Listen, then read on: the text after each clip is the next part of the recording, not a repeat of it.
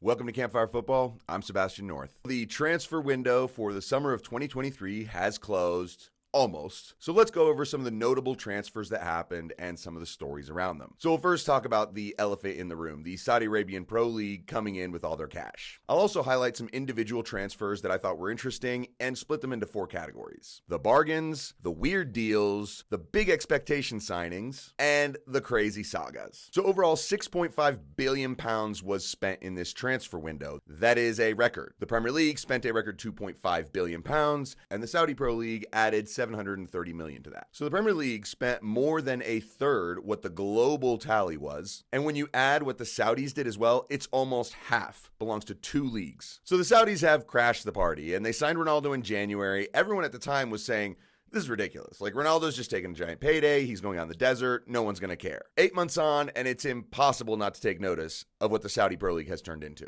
This blows the China project that happened about 10 years ago completely away. It's just way bigger. This is unlike the situation in China where at that time, the government just stepped in and said, no more. This is over. It's done. Too much spending. See, that could happen in Saudi Arabia, but the way they're spending money on literally everything, including this new building, the Lion City, I mean, this is incredible. Basically, they're not going anywhere. This is going to be happening every transfer window. The list of players they have signed is crazy. The most expensive one was Neymar for $76 million. So just to add to it, let's go over some of the other names in this class of summer 2023 that have gone to Saudi Pro League. From Liverpool, we've got Fabinho for $40 million, Jordan Henderson for $12. From Chelsea, Kalidou Koulibaly for $20 million, and Edouard Mendy for $16 million. Alexander Mitrovic from Fulham for $50 million. Man City sold Riyad Mahrez for $30 million. They also sold Aymeric Laporte for $23. Sadio Mane for $24 million from Bayern Munich. Sergej Milinkovic-Savic from Lazio for $34 million. So you can see things changed from the beginning of the window or beginning of the year when Ronaldo signed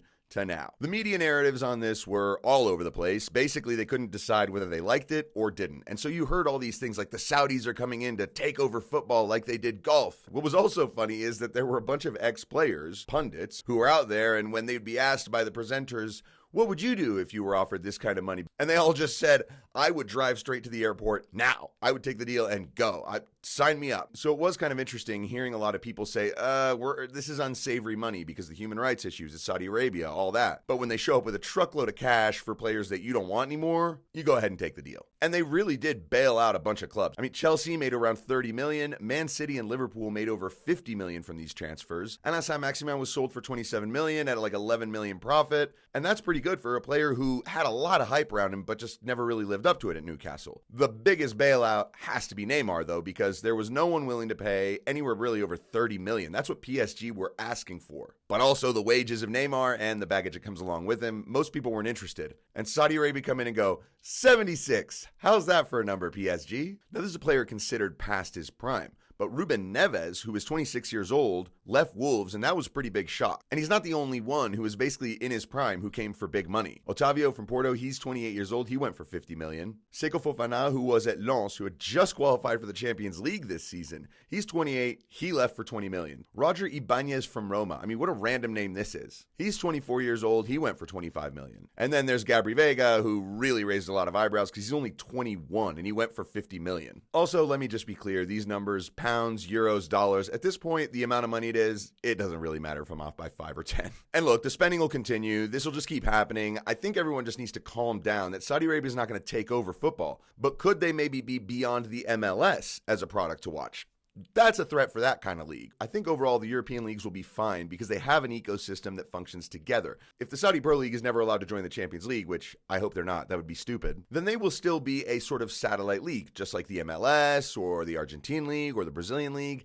And even if they can bring big players over, they'll just never take over because they don't have the prestige, the history, and sort of that fan vibe about them. I don't know. I guess we'll just see. All right, let's move on to individual transfers, and I've broken these down into 4 categories. We'll start with the bargains. First one is Youri Tielemans, who went to Aston Villa on a free transfer. Now, this is a guy who, in his entire time at Leicester, everyone was speculating that he would get an offer from a big club like Arsenal or Liverpool or maybe even Barcelona. And I think Leicester at the time were known as a club that would sell really high, like Harry Maguire, basically. Ended up scoring a banger in the FA Cup final for them to win, and, all was great. But Youri Tielemans leaves Leicester on a free transfer. This is a great signing for Villa because even if it doesn't fully work out, they could still sell him for like 20 million, which is pure profit on what they've invested. So great signing there from Villa. The other free transfer from this list is Ilkay Gundogan. We saw the impact he had at City over the years. I mean, he would go on these month or 2 month long tears where he would just score a bunch of goals. He's also such an experienced player now that in that Barcelona midfield with Pedri, Gavi, and Frankie de Jong, they need someone who can calm things down and take things over. With Lewandowski up front, you have to think this does take Barcelona that little bit closer to being Champions League contenders again. Number 3, Victor Boniface. Boniface? I don't know. He's the least known player in this list because he just transferred to Bayer Leverkusen from Union Saint-Gilloise, the sister club of Brighton, same owners, so these guys know how to buy and sell. Now, Xabi Alonso led Bayer Leverkusen, have brought in Victor Boniface, and he's off to a flying start. 4 goals, 3 games, he's just killing it. And they only paid $14 million from him, which if he has a monstrous couple seasons, they could sell him on for triple that. It's not a huge investment for a player right now, but the upside could be massive. Number 4 is Christian Pulisic. So Chelsea paid $65 million for him back in 2019, and he had a spotty career at the club. And 4 years on, he goes to AC Milan for just $20 million. And he's tearing it up already. He's got a couple goals and an assist. This is a great home for Christian Pulisic because if he has a couple really good seasons, maybe has some really good performances with the U.S. national team, maybe even at the World Cup, in 2-3 years, Milan could sell him for more than what Chelsea paid Dortmund in the first place. So this could be a great bargain. It could work out well, and they could make a lot on the back end. And number 5, Alexis McAllister. Now, Alexis McAllister cost Liverpool just $30 million because they were able to pay a release clause and sign him outright. And this is a bargain. $30 million I know is a lot of money, but his partner last season at Brighton, Moises Caicedo, cost $115 million. And is there really a huge difference between McAllister and Caicedo? I don't think so. So this is a great deal for Liverpool. Let's move on to some of the weird signings. The ones that you're not necessarily excited about, but they also took you completely by surprise. You never saw them coming, and they're kind of funny. First one is Kepa to Real Madrid. As soon as Chelsea signed Robert Sanchez, that was it for Kepa. He was definitely going to be second string. So now what was he going to do? Well, Thibaut Courtois tears his ACL. Real Madrid are looking for a replacement. This is a massive opportunity for Kepa Arrizabalaga. I mean, this is huge for him. If he has a really good season with Real Madrid, not that he would stay there and take over Courtois' position, but he could actually find himself a new home where he's a number 1 and he gets to rebuild his career. So it's a weird one, but it's kind of cool. Another Chelsea loanee, Romelu Lukaku. And he joins Jose Mourinho's Roma. This summer, with Inter trying to bring him back, he burns the bridge by deciding to go talk to Juve. And it pissed both sets of fans off. No one wanted anything to do with him.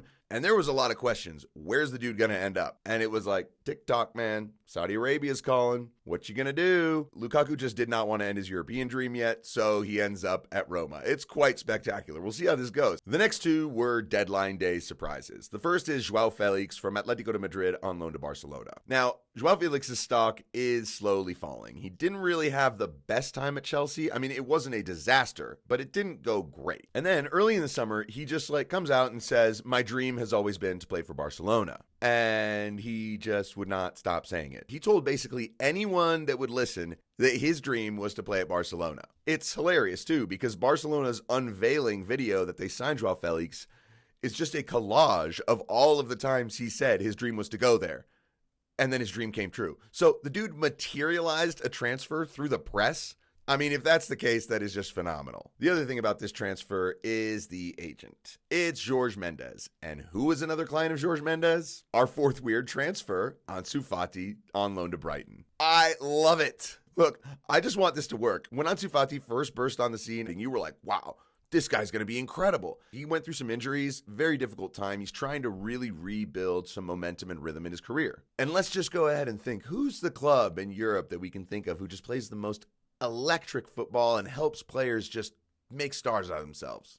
It's Brighton. And Roberto De Zerbi has got a big job on his hands here, because if he can be the one to sort of help rebuild Ansu Fati's career, that would be massive. And Barcelona would be very grateful. And the final weird transfer. This was the weirdest one to me. I couldn't believe this one. Johnny Evans, after 8 years, returns to Man United because they're in a pinch and they need center backs. And by the way, Harry Maguire and Johnny Evans ended the match against Arsenal. That is mind-blowing. All right, let's move on to the big deals that have the biggest expectations. Obviously, Harry Kane has to be in this list. Now, Bayern Munich last summer when they sold Lewandowski, they basically told everyone, we're fine. We have Sadio Mane and a bunch of other players.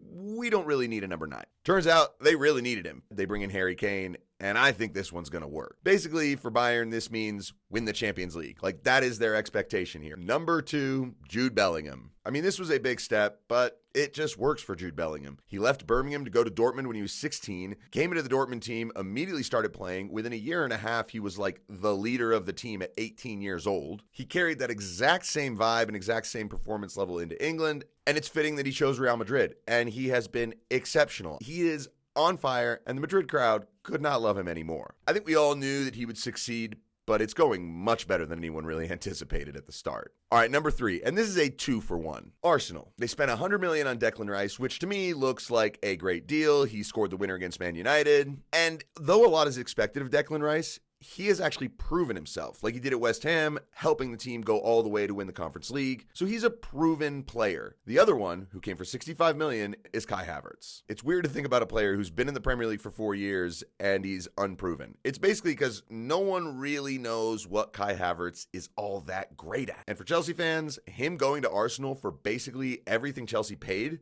was incredible. It was like the get out of jail card that they needed. Declan Rice will be a hit.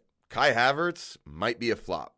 This is one to keep an eye on. It was one that was very weird. I don't think anyone saw this one coming. And number 4 is Rasmus Højlund. Has been injured. He only finally played against Arsenal, and he's 20 and has never scored double-digit goals in his career. The fact that Man United are hanging that number 9 on this kid is massive expectations, and it could just not work. Now, he is a player for the future, but you'd imagine with the pressure, if he doesn't do well in a season or two, they might look to just offload him or replace him, and then he just goes somewhere else, and we just don't know. I feel for the guy. He has a lot of potential, but this is going to be a very tough going if he doesn't start scoring goals quickly. So let's talk about Messi in Miami. I'm sorry. This is mind-blowing what Messi is doing in MLS. So he shows up. It's Leagues Cup. It's his brand new tournament. Miami are playing at home. Messi comes on the field in the 60th minute and scores an unbelievable free kick late in the game for them to win it. And then he just keeps on scoring and assisting, and they win the Leagues Cup. It was phenomenal. Right now with Lionel Messi, Inter Miami, who were the worst team in MLS before he showed up, and they haven't lost. And these goals, some of them are out of this world. He is doing things in this league that no one has ever seen done in America, and the fever around Messi is exploding. It's just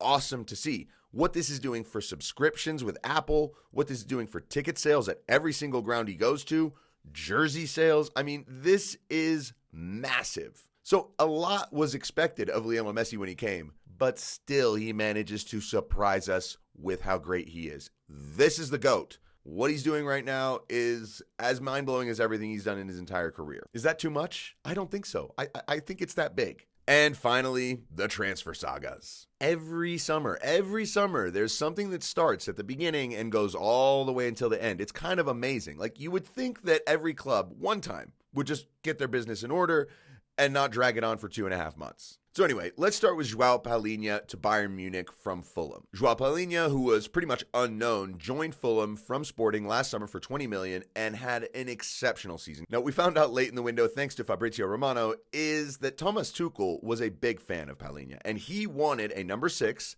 specifically Palhinha, early in the summer. The heads at Bayern Munich were pretty much busy with the Kane deal and figuring out what to do with Ryan Gravenberch and selling Sadio Mane. And they basically put this one on the back burner until the very last day of the transfer window. Now get this, João Palhinha flies to Munich, gets 2 medicals done, signs all the paperwork, even does all the media stuff where he's standing there with his shirt and he holds it and he does some photos. They had everything prepared. And Fulham couldn't find a replacement, so they just pulled the plug on the deal. I mean, what a gut punch for him. He was told he has to go back to Fulham and play there. And so he's going to be there for the next 4 months. I don't know how this is going to go with that. It's going to also cause some drama at Bayern Munich because Tuchel wanted this guy. They waited until the last minute and didn't get him. And we know that when Tuchel wars with the hierarchy, especially one like Bayern, it doesn't go very well. So we'll see how that pans out. Number 2 is Moises Caicedo. Chelsea had been in talks with Brighton all summer long. At the very beginning of the summer, we learned that basically Caicedo and his people and Chelsea had an agreement already set. They knew what the contract would be. It was just about finding a fee for Brighton that would work. And the number just seemed to keep climbing. It would start at 80 and then go to 85 and then 90. And then we get late in the transfer window. Brighton are saying, we'll accept any deal for 100. And so Liverpool will go, oh, what? You'll accept any £100 million offer? We'll just accept it. guys, let's do it. We haven't talked to the player, but we can get him. Let's go. Let's hijack this deal. Big mistake. They pay the $100 million. Brighton say, go ahead, talk to the player. And Caicedo's like, nah, and he gives him the Heisman. That's embarrassing for Liverpool. And really, it's kind of stupid that they were willing to pay $100 million for a player and they hadn't even spoken to his representatives yet. In the end, Chelsea go, well, yeah, we really want this deal done. Let's give you $115 million. I don't know. Chelsea are interesting under this new ownership. Number 3, Mbappe to Real Madrid. The story that just will not die. Well, there's one way to kill it. It's that if he goes to Real Madrid and then finally it's over and we don't have to talk about this. It's been going on for like 6 years now. The depth of this is insane at this point. It's like family members who have been suing each other for years and then making up. I mean, it's just out of control. Kylian Mbappe was also told he couldn't go on the preseason tour with the team, was told he had to train with the youth kids. And then all of a sudden, Nasser Al-Khelaifi comes out and says, it's okay. We're good again. He's a lovely boy. He's one of the greatest human beings around. Just get out of there, Kylian. It is a soap opera, and you're like the main star at this point, and it doesn't look good. So just go. All right, let's finish out with the final one, and that's Mo Salah. So the reason this transfer saga is still ongoing is because the destination would be Saudi Arabia.